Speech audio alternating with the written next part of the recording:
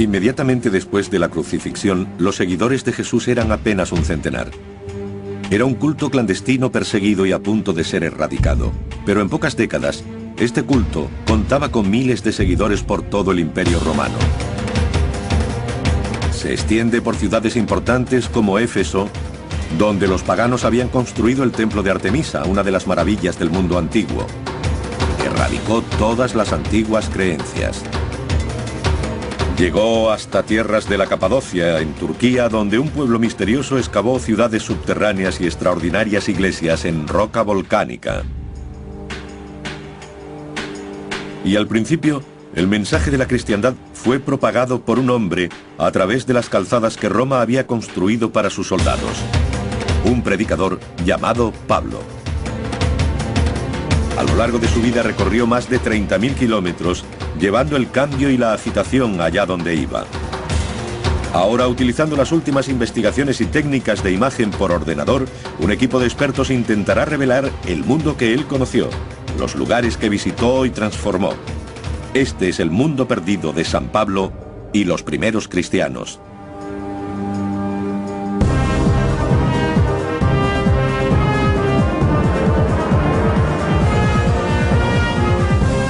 Mundos perdidos, los primeros cristianos. Año 36. En la ciudad de Jerusalén, los líderes judíos hacen todo lo posible por aplastar al poderoso nuevo culto, el culto de Cristo. 3 años después de la crucifixión de Jesús, solo viven unos pocos de sus seguidores. Si pueden matarlos a todos, su religión morirá con ellos. Un maestro judío conservador dirige la persecución. Su nombre es Saúl y se encarga de supervisar personalmente la lapidación de uno de los líderes cristianos. Con el tiempo, este hombre se convertiría en uno de los principales mensajeros de Jesús. Sus escritos suponen más de la mitad del Nuevo Testamento. Muchos piensan que sin él no existiría el cristianismo. Saúl se convirtió en Pablo y cambió nuestro mundo. Ahora nuestros investigadores quieren descubrir el mundo en que vivió él. La historia comienza en el suroeste de Turquía, en Tarso, su ciudad natal. Hoy sigue siendo una ciudad bulliciosa, pero el historiador Mark Wilson quiere encontrar los restos de la ciudad que conoció Pablo y que ayudaron a formar a un personaje extraordinario. Se encuentra en una llanura muy fértil, con mucha agricultura y producción textil. La actual Tarso es una ciudad muy próspera y en auge. Se ha convertido en un lugar de peregrinación cristiana. Esta es la ciudad de Tarso en la que vivió Pablo. Todos los peregrinos la visitan. Se cree que este pozo estaba en uso hace 2000 años y que San Pablo bebía sus aguas. De este pozo se abastecería su familia y por eso mucha gente cree que el agua es sagrada. En los escritos de Pablo hay muy pocas referencias a su ciudad natal, pero otras fuentes revelan un dato impactante y significativo. Hubo un tiempo en que Tarso se alzaba a orillas del Mediterráneo. Desde entonces el mar ha retrocedido varios kilómetros, pero este fue una vez un puerto importante. En el siglo I era una urbe muy bulliciosa, una importante encrucijada y también una célebre ciudad universitaria, la Atenas de Oriente. A poca distancia del pozo de Pablo, surgen pruebas que nos dan nuevas pistas de cómo era la vida en aquella época. Unas obras recientes fueron detenidas cuando los trabajadores encontraron antiguas ruinas enterradas bajo el centro de la ciudad. Examinando el yacimiento, los arqueólogos se dieron cuenta de que se trataba de una hilera de almacenes, un antiguo centro comercial que se remonta al siglo I, la época de Pablo. El corte de la excavación muestra una capa tras otra de objetos. Sucesivas generaciones vivieron aquí. Pero es el descubrimiento de una calle en el fondo de la excavación lo que aporta la mayor pista. Es una vía pavimentada y totalmente recta. Solo una civilización construía así, la romana. El arqueólogo local Nadir Durgun señala otras pruebas de la ocupación romana. Se pueden ver canales de piedras blancas a ambos lados de la calle. Impresionante. Y son visibles las huellas de ruedas en la calzada, las rodadas de carretas y todo tipo de carruajes. Como puerto, Tarso era rica. Eso la convertía en objetivo para los romanos, que la ocuparon durante décadas antes del nacimiento de Pablo. La presencia romana probablemente tuvo una gran influencia en su educación. Esta calle es impresionante porque el joven Pablo probablemente jugó en ella cuando era niño en esta ciudad. Las investigaciones arqueológicas nos permiten recrear el aspecto de la antigua Tarso. Esto era un concurrido centro comercial. Pablo pudo entrar en contacto con gente de diferentes naciones y creencias. Puede que Pablo bajara hasta aquí y comprara verduras o comerciara con productos. Su familia, que se dedicaba a curtir cuero y confeccionar tiendas, probablemente trabajaba en esta zona central de la ciudad. Según la tradición, sus familiares eran artesanos y comerciantes. Con toda seguridad contaban con los medios necesarios para darle una formación privilegiada. Fue educado en la estricta fe judía y recibió el nombre de Saulo.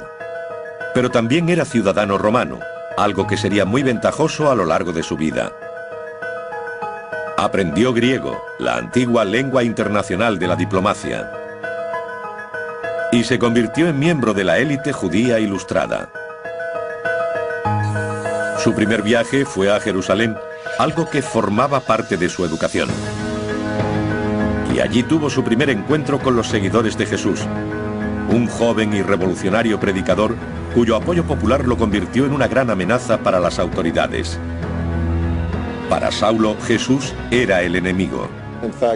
Era tan ferviente que se implicó en la persecución de este nuevo culto a Jesús como el Mesías.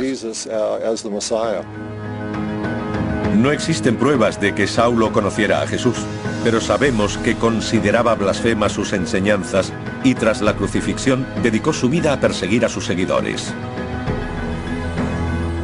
Básicamente era un grupo incipiente que se formaba en las diferentes ciudades de Palestina, y Pablo creía que si conseguía matar a los líderes de esas comunidades erradicaría la nueva religión. Este escenario conservador, tradicional y violentamente anticristiano es el que hace de la conversión de Pablo algo sorprendente. El Nuevo Testamento dice que persiguió a un grupo de seguidores de Jesús que habían huido hacia la ciudad de Damasco. En el camino, una cegadora luz lo detuvo. Se dice que se le apareció Jesús y Saulo se arrepintió, convirtiéndose desde ese momento en un mensajero del Evangelio. Su conversión radical en el camino de Damasco fue el comienzo de su propio viaje espiritual. Aquí el perseguidor se convierte en un ferviente seguidor de Jesús. Continuó hasta Damasco, donde fue bautizado con el nombre de Pablo y comenzó su misión. Inició un viaje que duraría el resto de su vida y recorrió unos 30.000 kilómetros. Algo que le facilitó la extensa red de calzadas romanas. Estamos recorriendo un tramo de la vía romana, a unos 15 kilómetros al norte de Tarso. Esto nos da una idea de lo que experimentaba Pablo cuando viajaba por estos caminos a lo largo de la región oriental del Mediterráneo. Las calzadas eran construidas por el ejército romano para poder recorrer grandes distancias en el menor tiempo posible. Sin ellas, el gobierno de su vasto y floreciente imperio habría sido imposible. La impresionante conservación de esta calzada romana nos muestra lo bien que fueron construidas. Lo que vemos aquí es el pavimento de piedra que cubría la superficie, además de los bordillos originales.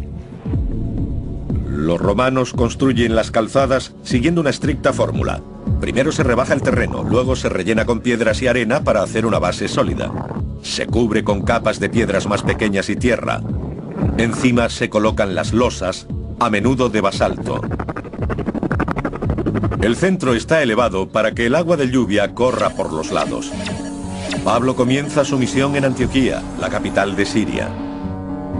Sus seguidores en aquella ciudad son los primeros en llamarse cristianos. Y continúa su viaje por las principales ciudades de la región, buscando los lugares en los que las viejas religiones son más poderosas. Predica su mensaje a la sombra del templo de Artemisa, una de las maravillas del mundo antiguo y el templo pagano más grande del planeta.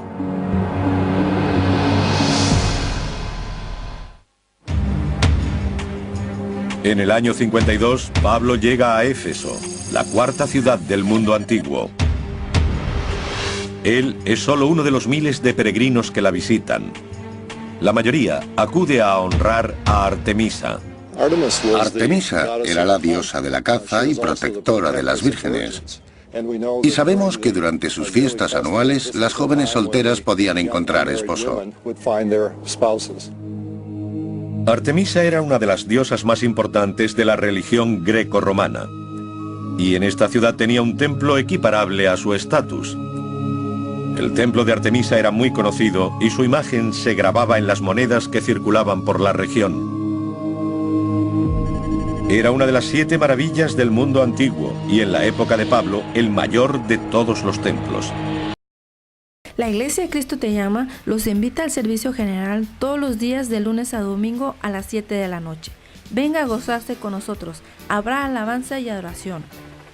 Y en el impacto de la palabra, el pastor Jonathan Mejía. No cambies a Dios por dinero. No suplantes a Dios por un plato de comida.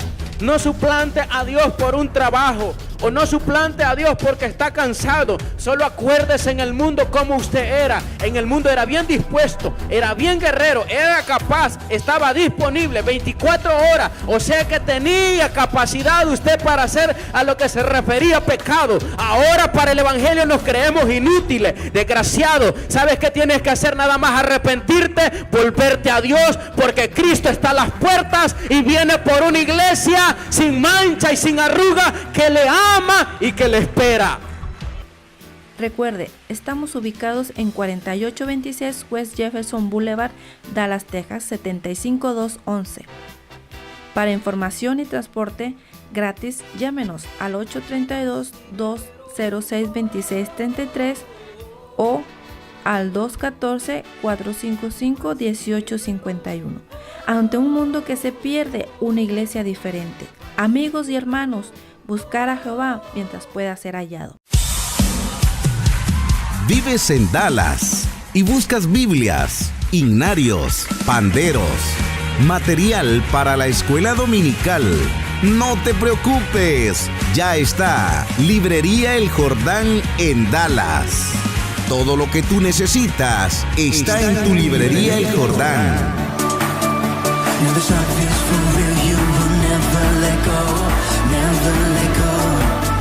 Para mayor información, marca el 214-455-1851 o visítenos 4826 West Jefferson Boulevard, Dallas, Texas 75211.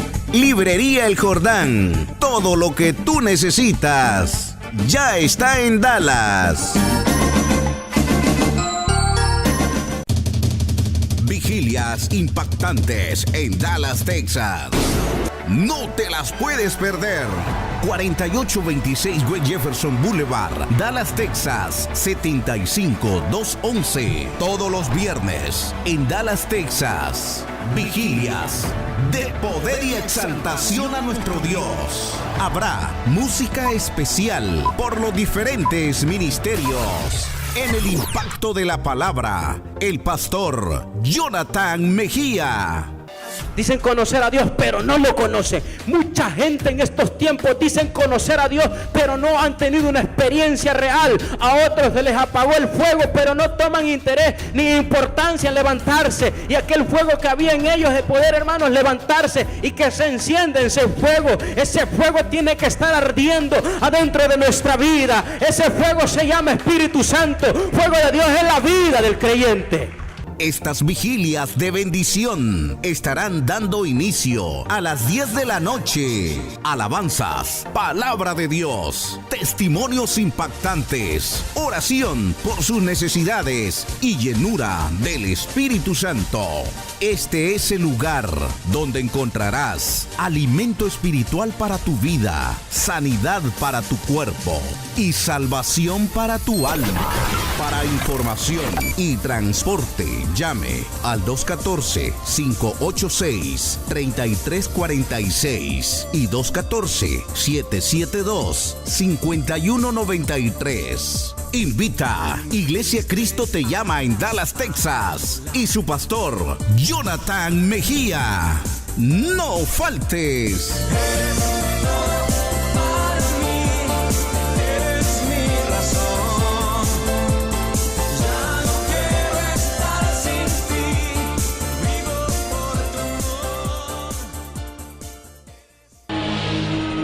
Como imán para los peregrinos paganos, tuvo un papel principal en el plan de Pablo. Éfeso se convirtió en una base maravillosa para él, porque utilizó el templo de Artemisa en beneficio propio. Mucha gente acudía a la ciudad para participar en las festividades, por lo que tenían más público al que predicar el Evangelio. Nuestros investigadores reconstruirán el templo de Artemisa tal como lo veía Pablo. Las pruebas sugieren que la gente de Éfeso utilizó unas técnicas de construcción revolucionarias. Pero todo lo que queda hoy son unos cuantos bloques de mármol recuperados de 6 metros de cieno. Levantar este templo supuso una tarea monumental. No solo había que construirlo, sino averiguar cómo. Nunca habían hecho algo parecido.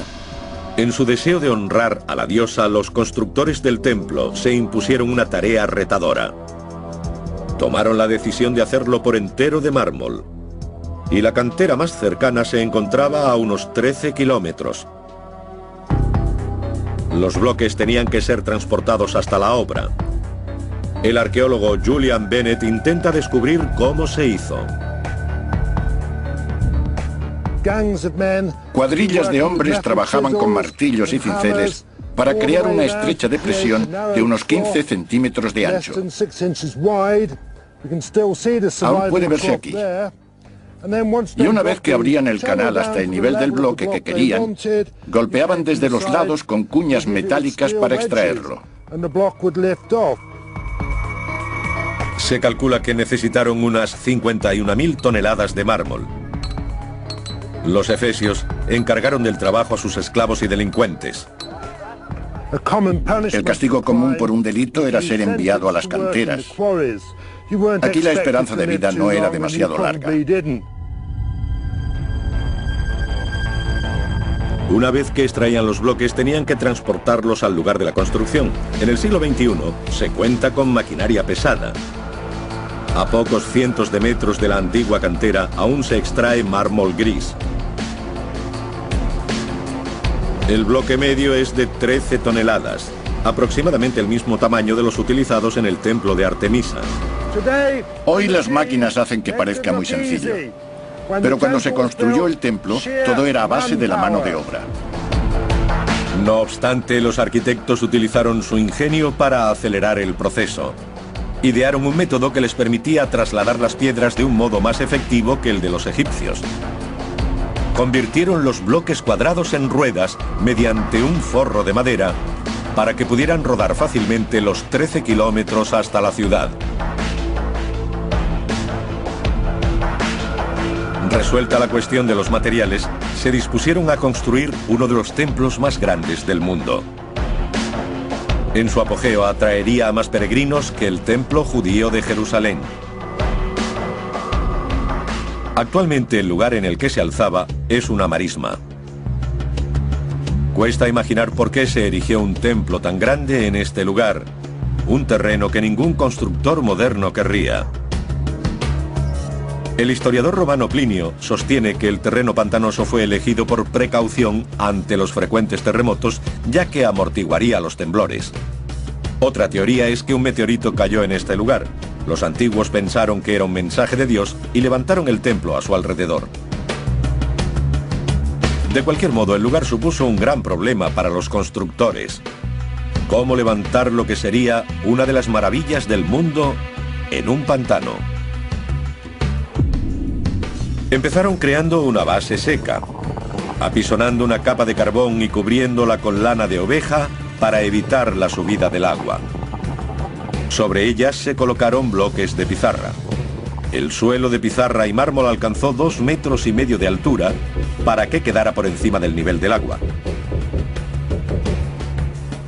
Abarcaba una superficie de 77 metros de ancha por 130 de larga.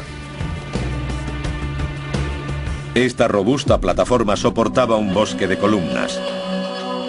Esta tiene 13 metros de altura, pero Plinio revela que las originales medían 18 metros, el equivalente a 6 pisos. Para una tarea tan ambiciosa, los arquitectos utilizaron andamios. Montaron las columnas ensamblando tambores de más de 8 toneladas de peso. Cada columna tenía unos 30 tambores y una vez montada, se labraba el fuste a cincel y martillo. Esta operación se repitió 127 veces. Entre las ruinas, Arian Marshall ha encontrado pruebas de cómo construyeron el techo del templo. Una vez levantadas las columnas, tenían que colocar los dinteles, que son los bloques de piedra que se ponen encima de ellas. De nuevo, Plinio nos cuenta cómo fueron colocadas. La precisión era crucial. Lo que hacían era levantar una rampa de sacos de arena hasta la parte superior de las columnas y situaban los dinteles encima. Luego perforaban los sacos para que saliera la arena lentamente y pudieran asentar los dinteles. Hay que pensar que usaban cemento y debían encajar exactamente. Llevó 120 años terminar el templo. Ahora podemos dar vida a esta increíble construcción del mundo perdido de San Pablo. Un impresionante centro de una gran actividad, toda centrada en el culto a la diosa. Una abertura en el techo bañaba de luz su estatua.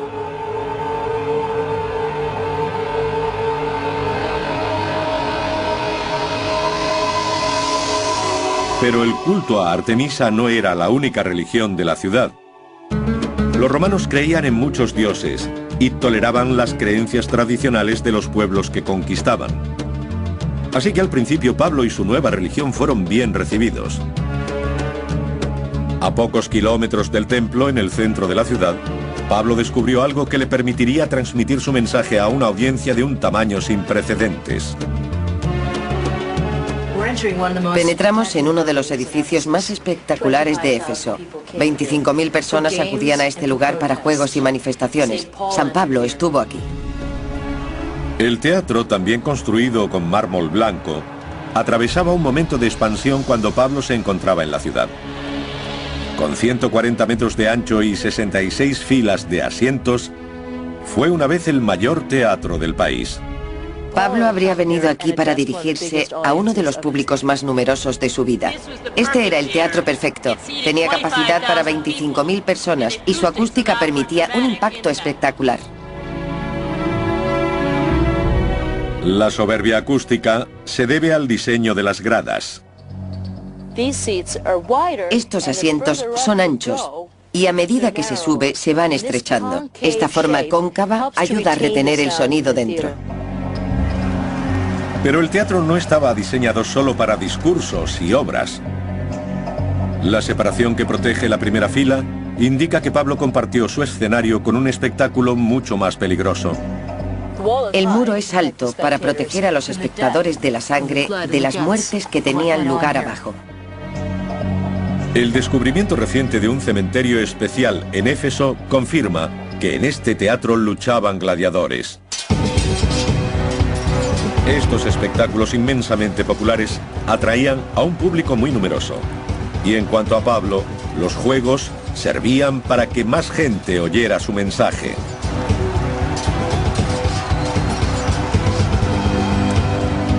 Lo que diferenciaba a San Pablo de otros discípulos de Jesús es que no solo se dirigía a los judíos, intentaba convertir a gente de todas las religiones. Sus métodos harían de la cristiandad una religión universal. Y finalmente, provocaría la caída del Imperio Romano.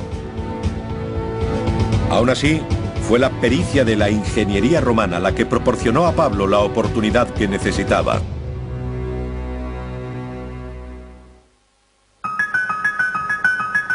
San Pablo vivió y predicó en la ciudad de Éfeso, parte de la actual Turquía, durante 2 años y medio.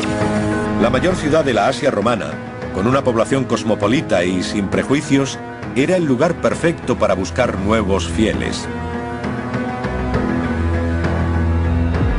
El arqueólogo Julian Bennett ha descubierto que la forma que tenían los romanos de construir sus ciudades dio a Pablo una oportunidad única de atraer a un gran número de personas al cristianismo. Pero también ha descubierto que esta ciudad estaba interesada en actividades más mundanas que la tecnología o una nueva religión. Toda ciudad romana tenía un burdel. Era algo muy común en su estilo de vida. Pablo se encuentra en una urbe famosa por sus placeres. Era una sociedad dominada por los hombres, en la que un joven no pensaba en casarse hasta rondar los 30 años. Y en Éfeso, una ciudad portuaria, debía haber varios burdeles. Justo en el centro, los primeros arqueólogos encontraron un extraño indicador. Representaba un pie y un corazón. Cuando este edificio fue excavado en el siglo XIX, se encontraron una serie de lámparas de aceite con escenas de arte erótico e inscripciones que hacían referencia a los jóvenes. Por ello, los excavadores llegaron a la conclusión de que era el burdel principal de Éfeso, que ocupaba un lugar destacado. La prostitución era una importante fuente de ingresos para la administración romana. Incluso sabemos que las prostitutas pagaban un impuesto mensual a la ciudad y al gobierno, equivalente a un acto sexual. Pero no solo se trataba de placer. El principal reto de los administradores de la ciudad era proporcionar los servicios básicos a más de 200.000 personas. El más importante era el agua corriente. El abastecimiento de la ciudad se encontraba a 13 kilómetros en el valle de Marnas. Canalizar el agua hasta Éfeso supuso un extraordinario logro de ingeniería. Aquí lo tenemos. Este es el acueducto romano de Éfeso, construido hace unos 2000 años, antes de que San Pablo visitara la ciudad. Pero se encuentra en excelentes condiciones.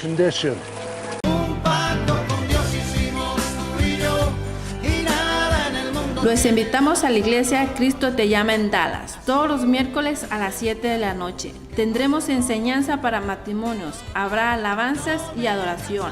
Decapitó a Dagón, dios de los filisteos, cortándole las 2 manos, lo redujo a vanidad. Conmigo avergonzó a Baal y a todos sus profetas. Fue grande. Y en el impacto de la palabra, el pastor Jonathan Mejía. En los matrimonios hay fracaso. O sea que lo que se menciona, como siempre, la mujer piensa que al ver un tipo, hermano, bien apuesto, o sea, con figura, hermano, con estatura, joven, hermanos, con dinero, piensa que va a solventar su problema, va a salir adelante. Mentira, no ha podido. Nunca pudo, al contrario, le amargó la vida, porque ese hombre fue infiel, hermanos, la golpeaba, hermanos, ¿y qué más, hermanos, podía añadírsele? Hermanos, después de eso hasta enfermedad venérea le metió. La iglesia está ubicada en 4826 West Jefferson Boulevard, Dallas, Texas 75211. Recuerde, para información y transporte, llamar al 214-455-1851 y 832-206-2633. Un matrimonio conforme al corazón de Dios. Seamos un matrimonio ejemplar para la sociedad. Los esperamos, no falte. No me cansaré de repetírtelo, tú vas más allá de ser mi gran pasión. Vives en Dallas y buscas Biblias, himnarios, panderos, material para la escuela dominical. No te preocupes, ya está Librería El Jordán en Dallas. Todo lo que tú necesitas está en tu Librería El Jordán.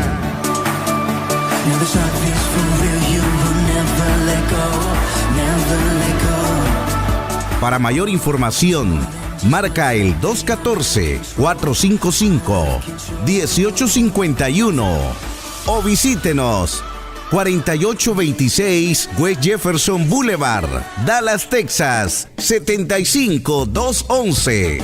Librería El Jordán. Todo lo que tú necesitas ya está en Dallas. Este y todos los sábados a las 7 de la noche, la Iglesia Cristo Te Llama en Dallas, Texas, te invita al servicio general evangelístico. Ven, trae a tu familia y juntos adoremos al que vive para siempre. Habrá alabanzas especiales.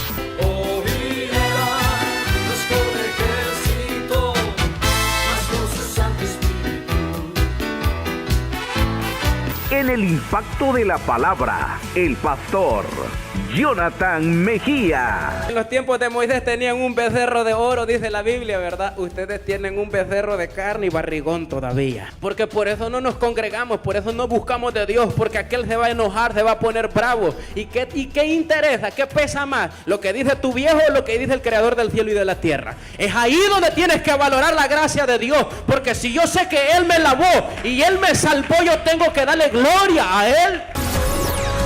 Para información y transporte, llame al 214-586-3346 y 214-772-5193.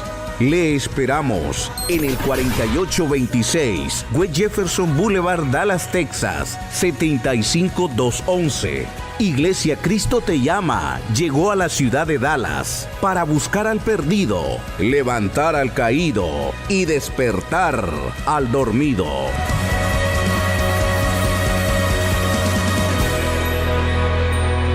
Un acueducto de este tamaño necesitaba unos recursos que la ciudad no podía pagar, pero dio a los políticos la oportunidad de ganarse el favor de las masas. Están grabados los nombres de Gaius Sextius Pollio, el de su esposa y el de su hijo. Para el pueblo de Éfeso, sua pecunia fecundum curavit. Lo hemos pagado de nuestro bolsillo.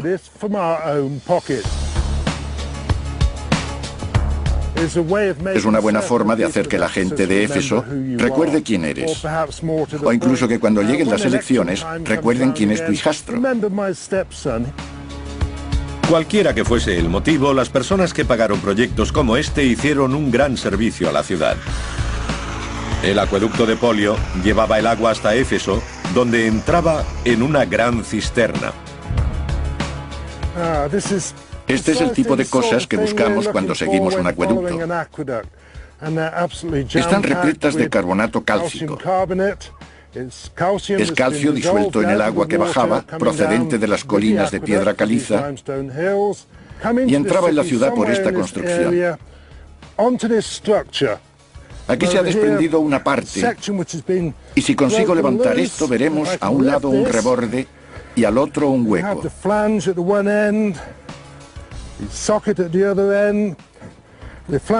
El reborde solía estar en el sentido de la corriente. Un ejemplo de la tecnología romana. Una red de tuberías como esta bajaba por la colina. Había cerca de 400 litros de agua para cada habitante, cantidad similar a la de la mayoría de las ciudades modernas. Pablo y muchos otros ciudadanos recogían el agua en fuentes públicas, pero algunos edificios tenían abastecimiento directo. Uno de ellos era los baños. Los baños romanos eran el centro neurálgico de la vida social de la ciudad. Aquí los efesios discutían sobre política, filosofía y las ideas religiosas de Pablo.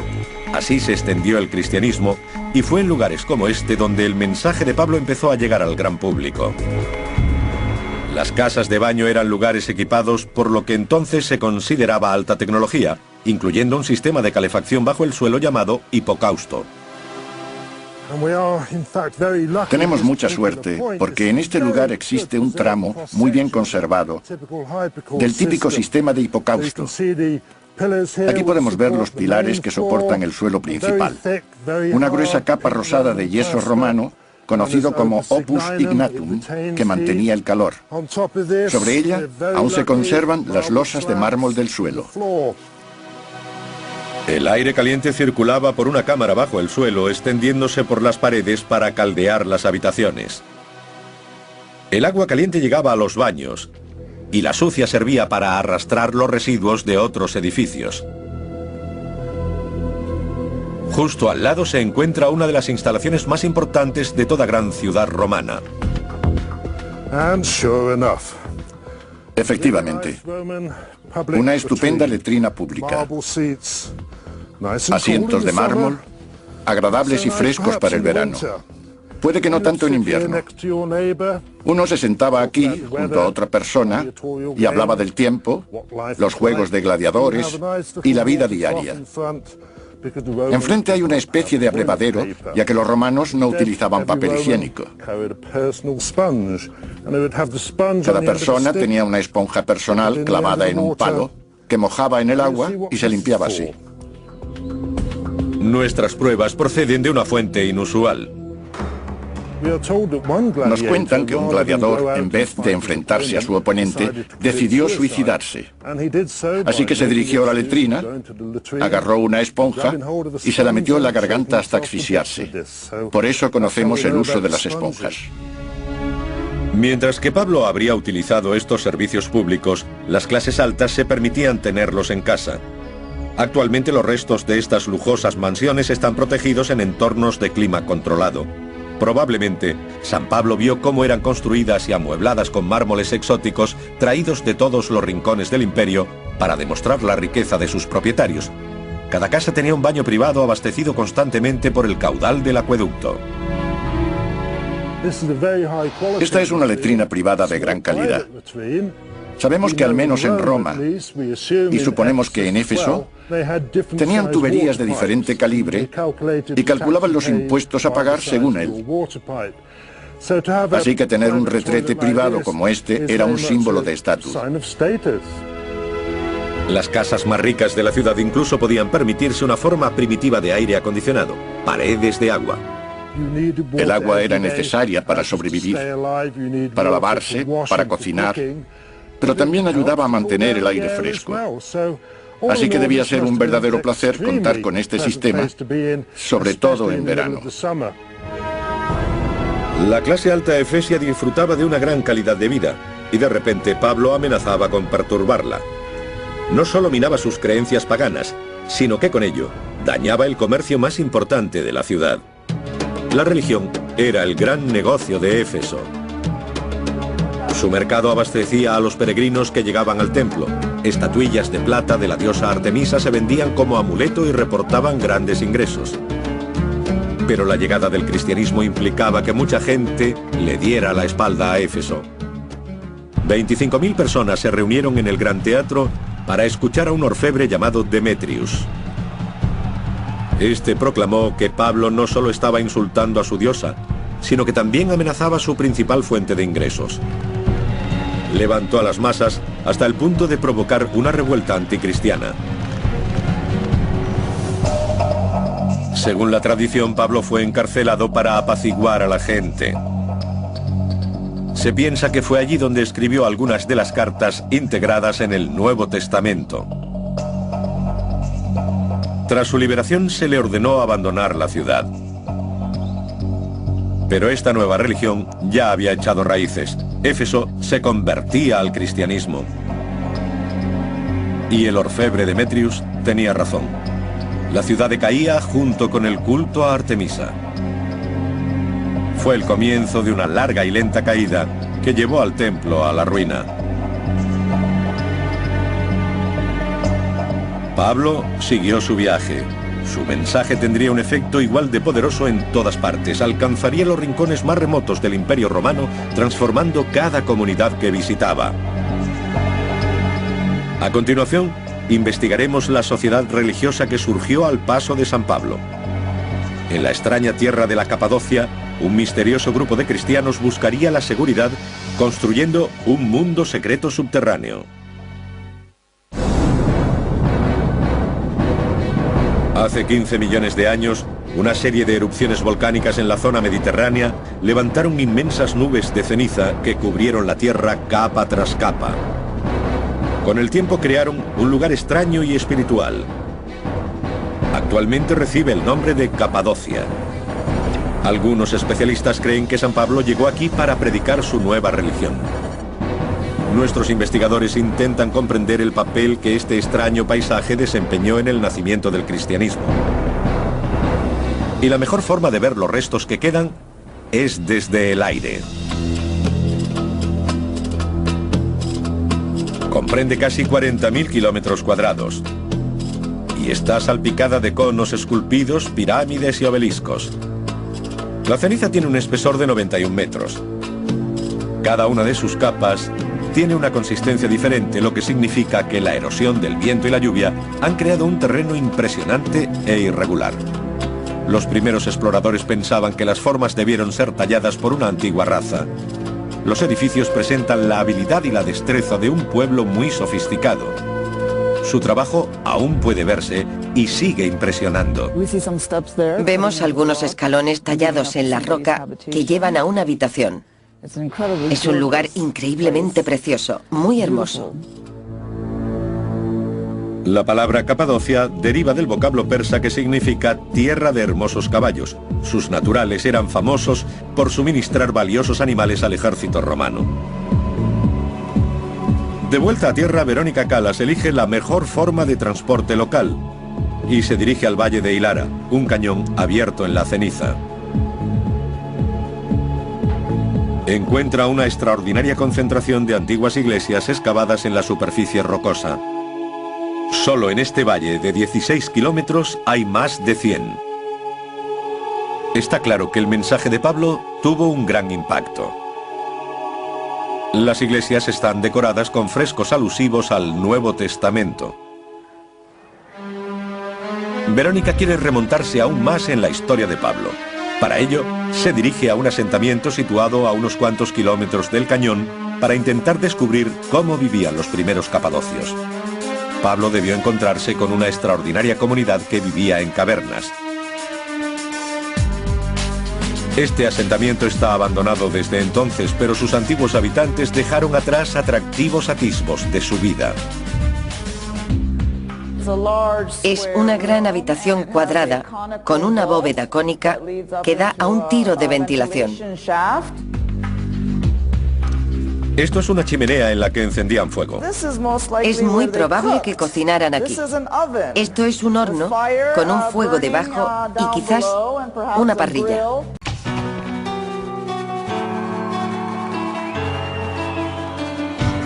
No dejando de congregarnos como algunos tienen por costumbre, la Iglesia Cristo Te Llama te hace la cordial invitación a sus servicios todos los días a las 11 de la noche.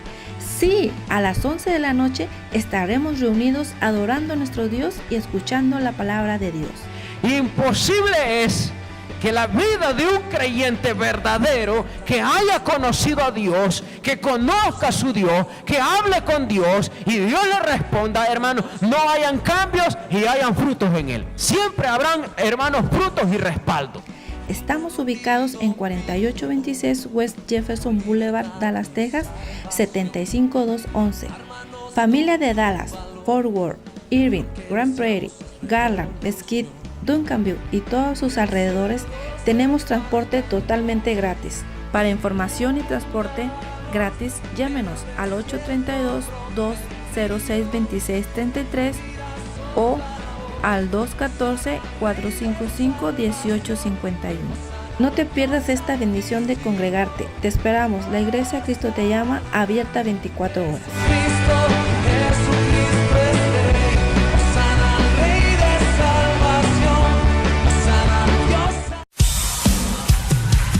Vives en Dallas y buscas Biblias, himnarios, panderos, material para la escuela dominical. No te preocupes, ya está Librería El Jordán en Dallas. Todo lo que tú necesitas está en tu librería El Jordán.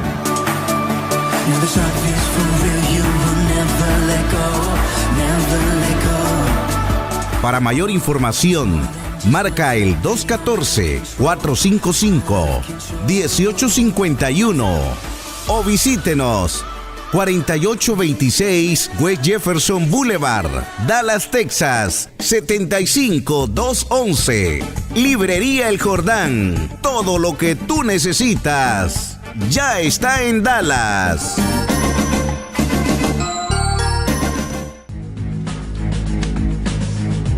Para un ojo experto, otra habitación revela pruebas de industria.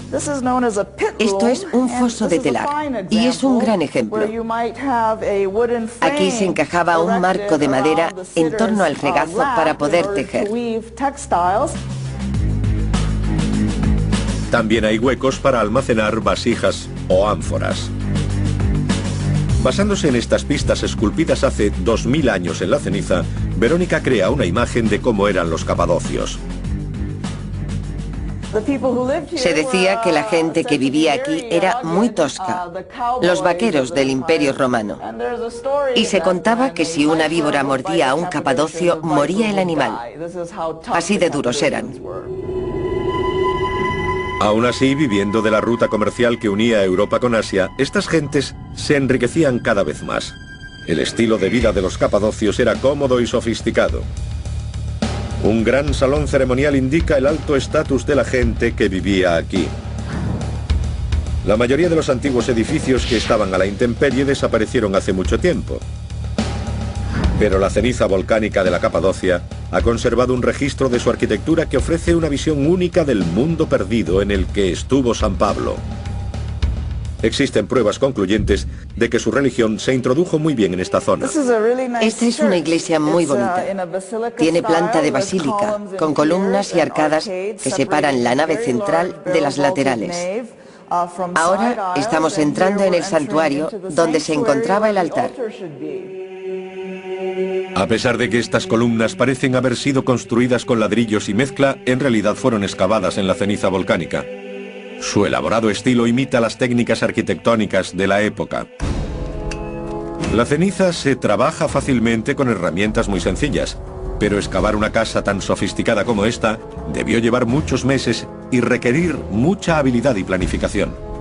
Verónica ha analizado cada una de las 15 habitaciones y mediante gráficos por ordenador podemos contemplar la compleja estructura de este asentamiento. Esta residencia es la más grande y elaborada de la Capadocia, con más de 2.500 metros cuadrados.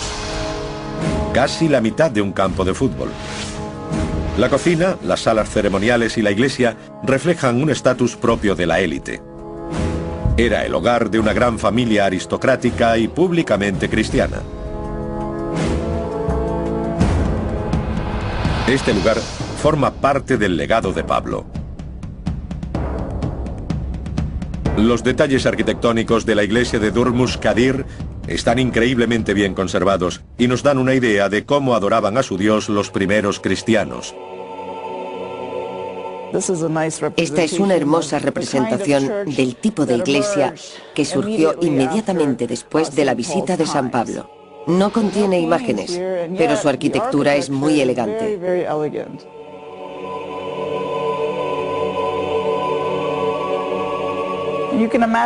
Es fácil imaginar lo increíble que tuvo que ser este lugar entre los siglos IV y VI. Esto se conoce como ambón. Se trata de un púlpito, una característica muy importante de las primeras iglesias cristianas. Esto es lo más cercano que tenemos a la época de San Pablo. Al parecer, la gente rezaba con los brazos abiertos mirando al cielo, no recogidos sobre sí mismos. La congregación se reunía en torno al ambón, en la nave de cara al altar, situado en el ábside central. A derecha e izquierda había naves laterales. En una de ellas se encontraba la pila bautismal. Detrás estaba la puerta de entrada a la iglesia, el nártex. Actualmente está llena de tumbas vacías. Pero no siempre fue fácil para los capadocios aferrarse a su fe cristiana. Cuanto más crecía la iglesia, más amenazadora era considerada por Roma. Por ello pasó a la clandestinidad. A continuación revelamos el extraordinario mundo subterráneo creado por los capadocios para dar cobijo y seguridad a decenas de miles de personas.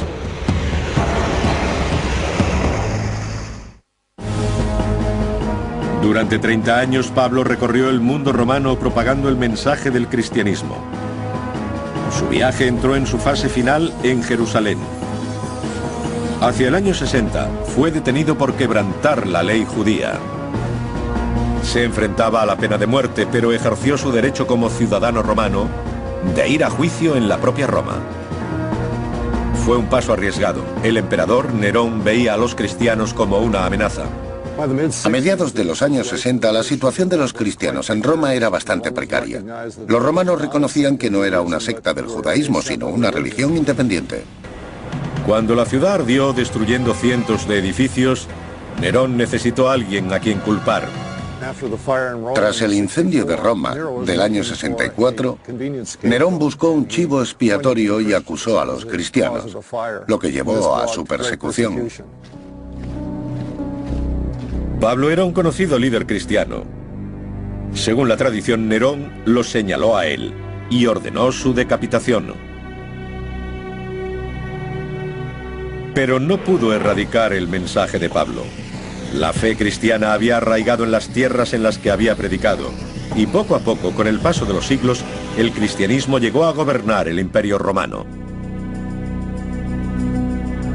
En el año 313, el emperador Constantino se convirtió al cristianismo. Los dioses paganos se eliminaron, sus templos fueron destruidos y sustituidos por las primeras iglesias cristianas. Aún así, esa era dorada duró poco.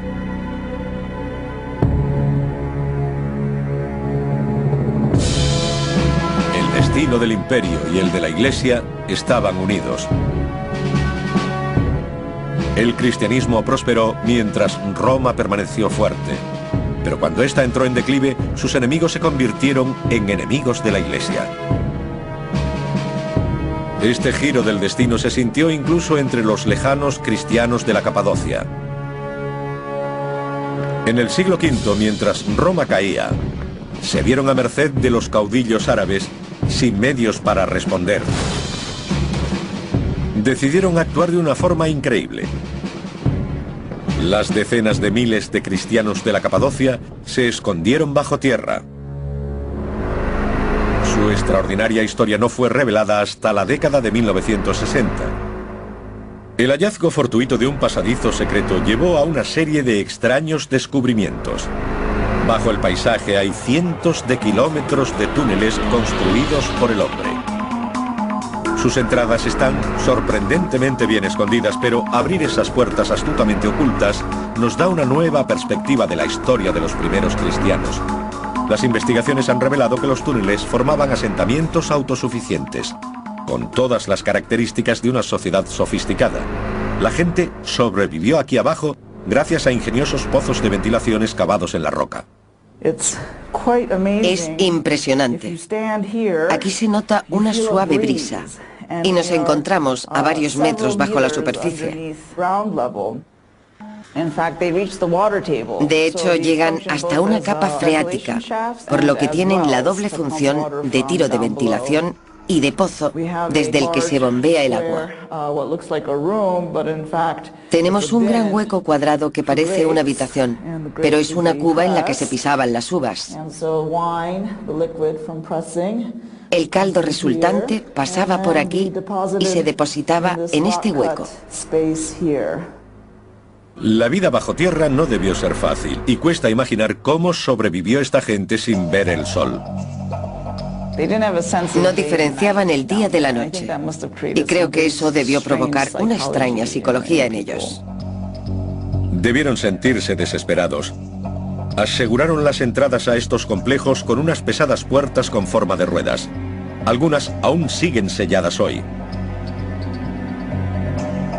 Y 2 pisos más abajo, existen pruebas sólidas de lo que los llevó a vivir aquí. Esto es lo que parece un altar. En realidad no se sabe por qué está aquí en medio, ya que solían colocarse en el ábside. 2 ábsides uno al lado del otro. Así sabemos que se trata de una iglesia. Se vieron obligados a vivir bajo tierra por sus creencias. Es natural que construyeran altares para el culto.